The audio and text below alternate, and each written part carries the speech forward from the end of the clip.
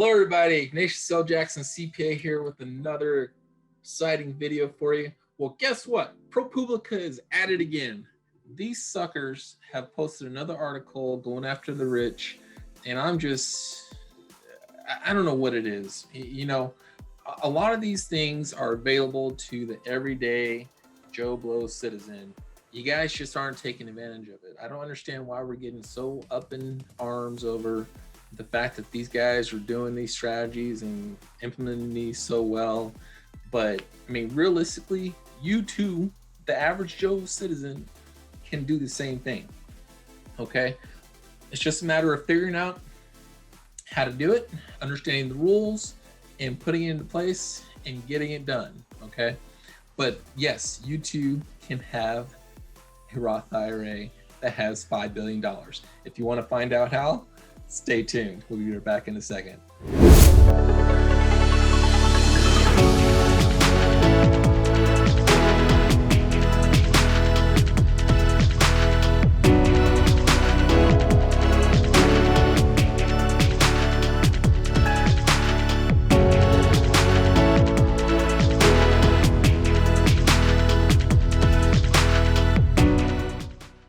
All right, everybody, and we are back, okay? So as you see from the teaser that we just did, we're talking about Roth IRAs and how you can get that sucker to $5 billion. Did you ever imagine you could have a Roth IRA worth $5 billion? It's possible. I'm telling you it's possible. We have someone who has done that, and we will talk about how you can do that, okay? But yes, it is possible to have a Roth IRA that is worth $5 billion, all right? But let me just tell you, ProPublica is coming after the rich people for some odd reason. They received a bunch of tax returns for some of the wealthy people in the country, illegally, might I add, just like some of the returns of some other politicians that have been released that were also released illegally, more likely than not. And so, you know, they've been publishing these articles. Okay, I did a video recently on the wealth tax. That was the first thing they kind of came after the wealthy for. And I kind of talked about how I believe that's crap, you know, how they came after them for that. Now we're going to talk about Roth IRAs and really retirement accounts in general, but more specifically Roth IRAs because they're such a powerful tool. And this is why it's such a powerful tool, okay? If you have an investment, okay, that you think is going to blossom with exponential growth, you do not typically want to make that investment using personal funds. Reason being, you will get taxed out the wazoo for using personal funds for that investment. It's a smarter decision to use funds inside a retirement account that has the earnings either tax deferred or tax free, depending on what type of an account it is. Now, I've talked about this on other podcasts before, and hopefully this story actually just brings it home for you and really makes a lot of sense as to why you really want to start getting a mindset shift and start using more of your retirement accounts in order to do investments, okay? So it's a phenomenal strategy and a great way to do it, all right? So the key to this is, his name is Peter Thiel, okay? So Peter Thiel made an investment into PayPal early on in the startup phases of PayPal, okay? That investment turned out to be a phenomenal idea because it spurned his Roth IRA account, okay? We're gonna go through the details on kind of how that happened here in a second, but ultimately, if you make wise investment decisions inside your Roth IRA account and have those grow exponentially, that money is all tax-free as long as you wait to pull it out until you're 59 and a half years old, okay? If you don't, do it inside the Roth IRA account, then you might have to pay some taxes at some point in the future, whether you do a traditional IRA, a 401k, or you just do it personally, then at some point in the future, you're probably gonna have to pay some taxes on those dollars from that investment gain.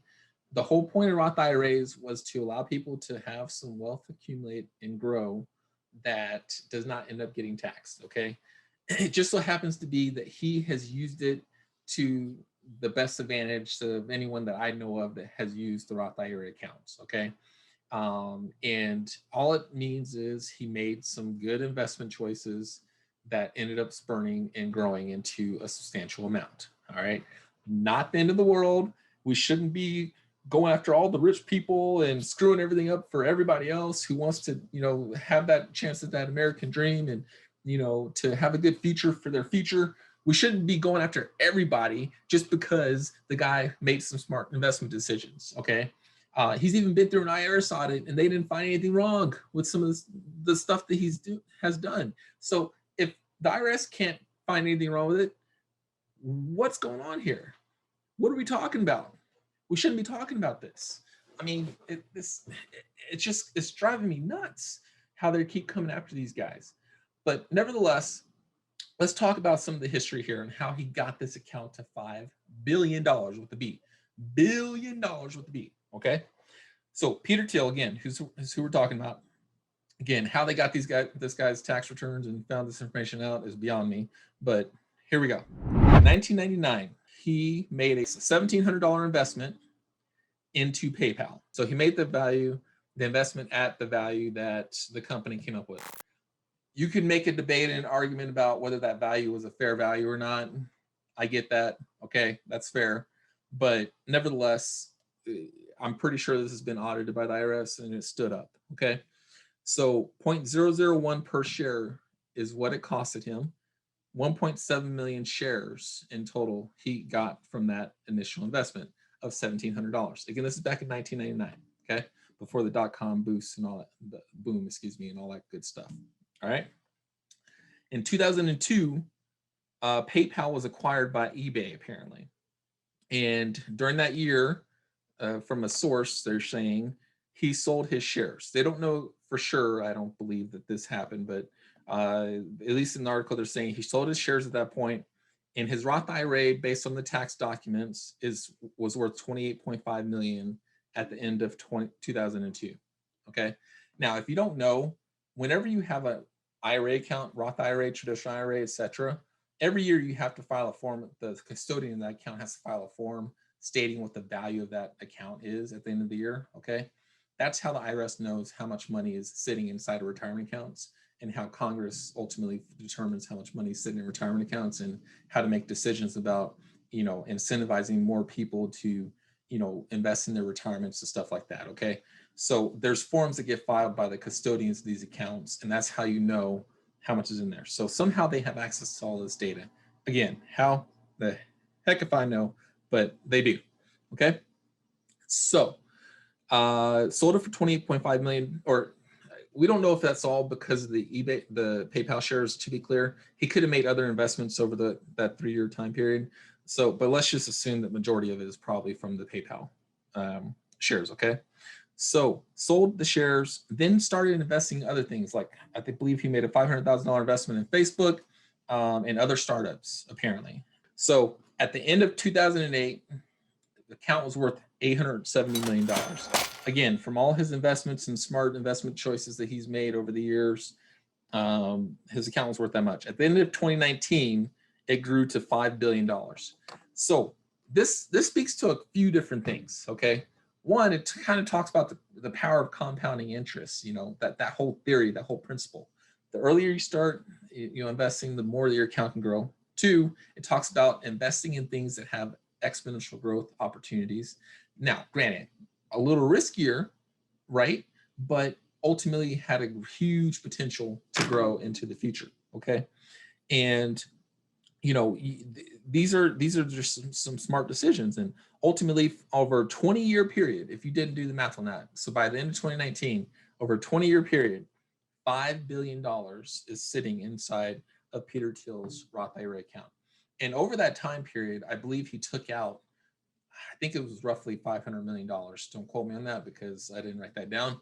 But over that time period, he took out some money from his account and ended up paying that tax and penalty because he was under 59.5 when he took it out of his account. So again, for Roth IRAs, if you take out the money early before 59.5, you have to pay taxes and penalties on any gains. If you take out your contributions, you do not pay any taxes or penalties inside of a Roth IRA, okay? But you do pay taxes on and penalties on any gains if it's before 59.5.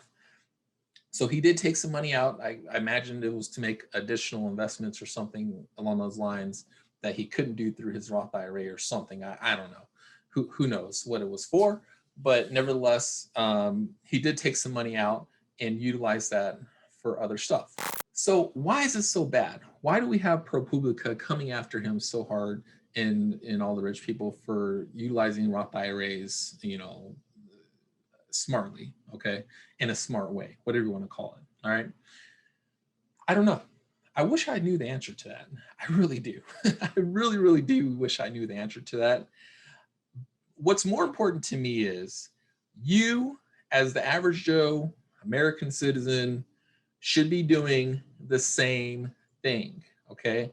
Now, are you going to find a sweetheart deal like he had with PayPal because he was actually involved in the founding of PayPal and all that good stuff? Chances of you finding that may be a little bit slimmer, okay? Don't get me wrong. I understand that. But let's say there's something that some projects you're working on or some new ideal or something like that. There may be a way for you to do something similar. That's one way. Two, there's crowdfunding campaigns that are out there where there's startup companies that are pre-revenue, that are new concepts, new ideals, that are looking for investors. Okay, so that's another way that you can get involved at the early stages of a company. And it could happen that company will explode. I told you about an example that I had where I had a company where I invested some dollars. Within a year time frame, it was worth twice as much as I had invested in it. Bam. I mean, that's a pretty short turnaround. That's a great return on my investment, right? And so because they sold to a third party that wanted to acquire the company. So we got our money back and then some, okay? So there's a lot of different methodologies and things out there that they're allowing people to do. And you can use your Roth IRA or your solo 401k to invest in those types of things, okay? So it just requires a mind shift. We have to start thinking a little bit better about what we're trying to do with our future and for our families. If you have that mind shift and you start doing things in a better way, in a better light, okay, you can have some substantial growth. Will you get to $5 billion? Who knows? Probably not. Most people will not ever have a Roth IRA account that gets that high, which is why I think it's kind of asinine that they're saying that something needs to change. Like, oh my gosh, I can't believe that he has a $5 billion Roth IRA, blah, blah, blah, blah, blah, blah, blah, blah, blah, blah. I mean, it's not the end of the world. I mean, he's one outlier. I mean, there's Peter Thiel up here, and then there's everybody else down here, okay? And the average people are probably like right here, all right? So he's way on the far end. We got people that are way on the low end that have nothing. And then we have people that are kind of in the middle here that are, getting it, growing, okay? But very easy to get $1 million Roth IRA. I mean, very, very easy to get to that point. You just have to be invested in it, and you have to start early. You start early, you make wise investment decisions, you take control of your retirement, you self-direct it. That's how you're going to get to $1 million Roth IRA. It's absolutely possible, okay? If you didn't believe me when I told you before, hopefully this article will have you believe it, okay? And if you want to see the article, just go to ProPublica or go to Google or whatever your search engine is and type in ProPublica, Peter Thiel. His name is spelled Thiel. Peter is just typical Peter, Peter, okay? Go to Google or whatever, search for Peter Thiel, Thiel, again is his last name, and, do some research. There's a great book. It's actually a local tax attorney here. It's a phenomenal book. I've read it. I highly recommend most of my clients read it whenever they're thinking about doing self-directing for their retirement. And so it's called the IRA Handbook. Okay, the Self-Directed IRA Handbook. It's written by Matt Sorensen is his name. Again, a local tax attorney here, works for a place called KKOS Lawyers. So highly recommend you read that book if you are thinking about getting into self-directing, because it'll give you a framework for understanding some of the rules and some of the things you can and cannot do. Once you have that framework and you have a good team, like an accountant, a lawyer that understands, what you're doing, everything like that, they can help you set up your entities. They can help you do all your reporting to the IRS. They can make sure you stay out of trouble. They can help you find good custodians to hold the accounts and things like that. Okay. But once you get going, all it takes is getting going. That's the key. You got to get going. Once you get going, you're going to have some great financial wealth and great growth and great freedom over the long term. Okay. So bam, that's the video for today. I'm sorry if some of this was a little bit of a rant, but I'm really starting to get a little bit irritated with ProPublica with a couple of these articles because they're slanting it way one direction. And to me, that's not fair. Okay. I can understand how some people might feel that way, but you have to also factor in that everybody can do this. It's not just because he's rich that he was able to do this. It's because he understood the rules and the law. Okay. Education is essential. If you don't educate yourself on what you can do and the laws and the things that are out there, then bam, you're not going to know. And the beginning of the article here, he talks about how he had no idea that Roth IRA was even a possibility until he talked to an advisor. And the advisor actually mentioned this to him as an option. So what does that tell you? Surround yourself with good advisors. Talk to people about what you want to do, what your goals are. And if you do that, even if it costs you a little bit of money, stop being so cheap. Stop. It takes money to make money. Okay. It's a great saying. All right. So it takes money to make money. Stop being so cheap. Talk to your advisors. Just because they won't do it for free. Pay people, okay? Get their advice, talk about your situation specifically. This video was a great video on a generalistic view of what you can do, but you can do this with almost any account that has like a deferred component to it. So traditional IRA, Roth IRA, non-deductible IRA, solo 401k, Roth solo 401k, after-tax solo 401k, HSAs, Coverdell education savings accounts. There's a new name for them, I don't know. But anyways, that might actually be the new name. Who knows? Let me think. Was there anything else that I'm missing? I'm sure I'm missing something else. But there's all those different things that you can do. Okay. And if you have a business, you can even get your kids involved in doing this kind of stuff by getting them their own Roth IRAs and paying them for services they're doing for your business. There's so many great things you can do. You just have to start. If this doesn't motivate you, I don't know what could. Having a $5 billion Roth IRA is phenomenal. All right. The argument I always hear about why should I put money into a retirement account is two things. Either I don't believe I'm going to make it to retirement age, so I'm never going to see it. Or two, it doesn't make me enough money. Those are the two things that I often kind of hear. Okay. What else are you doing with your money? If you don't have it in an investment account, what else are you going to do with your money? Whether you want to invest in the stock market or whether you want to invest in some private companies, whether you want to buy real estate, what else are you going to do with your money other than spend it? You have to pay yourself first. # pay yourself first. Pay yourself toward your future so that you and your family have something in case you do reach retirement age. The nice thing about that is if you pass away, let's say you pass away before you can actually use it, it transfers either to your spouse or to your kids or to some other beneficiary that you name for your account. All right. But the key is it's there and it helps to build generational wealth. Generational wealth and having more people that have generational wealth is how we're going to bridge the wealth gap in the United States of America. That's what it comes down to. If people don't start investing and making wise decisions, we're never going to do anything to bridge the gap. Don't expect a handout. Put your own effort into it. Do your own work. Take control of your own destiny. # pay yourself first. Control your retirement. Invest in Roth IRAs. Phenomenal strategies. Look outside of just the stock market. Live the American dream. We're going to talk to you later. Hope everybody has a great day. Thank you for listening.